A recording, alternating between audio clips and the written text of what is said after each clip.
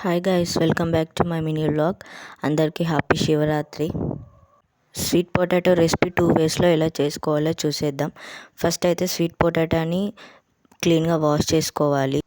వీడియోలో చూపిస్తున్నట్టు 2 sides cut చేసుకోవాలి. స్వీట్ పొటాటోని కట్ చేసుకున్న తర్వాత అయితే ఫస్ట్ వే వచ్చేసి ఇక్కడ ఒక బౌల్లో వాటర్ తీసుకొని వాటర్లో స్వీట్ పొటాటోస్ వేసిన తర్వాత బాయిల్ చేసుకోవాలి. ఒక 10 మినిట్స్లో అయిపోయింది.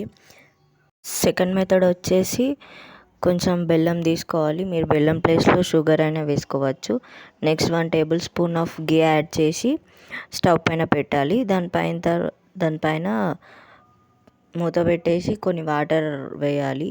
ఆ వాటర్ ఎవాపరేట్ అయిన తర్వాత అదే బాయిల్ అయిపోతుంది. 10 మినిట్స్ పట్టింది నాకైతే కుక్ అవ్వడానికి.